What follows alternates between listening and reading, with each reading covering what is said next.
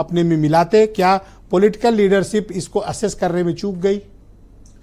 देखिए, पाक ऑक्युपाइड कश्मीर भारत का अभिन्न अंग है और हमारी संसद ने इस पर प्रस्ताव पास किया हुआ है।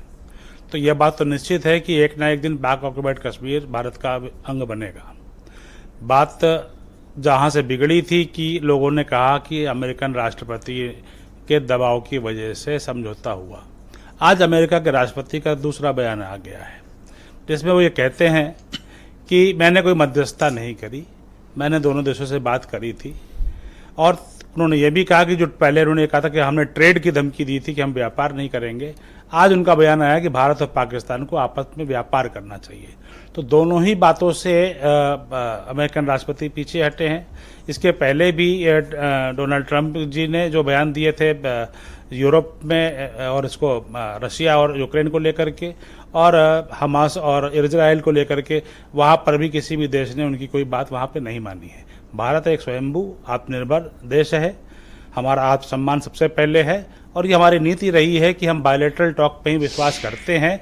और जब हमारे ऊपर पहले ही जब पहलगाम में हमला हुआ था, उरी में हमला हुआ था, तो हमने उसी समय ही राजनीतिक संबंध पाकिस्तान से ख़त्म किए थे। हमारे प्रधानमंत्री के लेवल पे, विदेश मंत्री के लेवल पे और NSA के लेवल पे कोई बातचीत नहीं हो रही थी। तो DGMO का ही एक तंत्र था जहाँ पर वो बातचीत कर सकते थे, वहाँ पर ही बातचीत हुई है।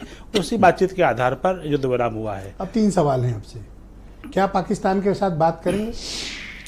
पाकिस्तान के साथ बातचीत, भारत का जो ने जो अपना विषय रखा है कि हम सिर्फ कश्मीर, पाक ऑक्युपाइड कश्मीर पे बात करेंगे और आतंकवाद पर बात करेंगे। अपने आपस में बात करेंगे किसी न्यूट्रल कंट्री में, जैसा ट्रंप ने ट्वीट किया था? नहीं, संभव ही नहीं है। भारत शिमला समझौते से के अनुसार ही बात करता है और ये बायलैटरल है। हमने आज तक किसी मध्यस्थ को स्वीकार नहीं किया।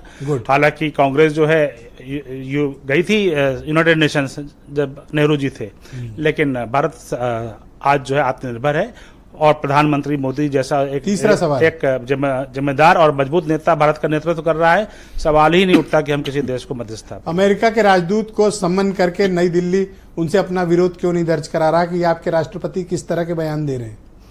देखिए, जिस समय हमने 7 तारीख को अपने जो हमारा टारगेट था अचीव किया था, हमने 9 ठिकाने आतंकवादियों के पाकिस्तान और पाक ऑक्युपाइड कश्मीर में घुस करके गिराए थे, ध्वस्त किए थे।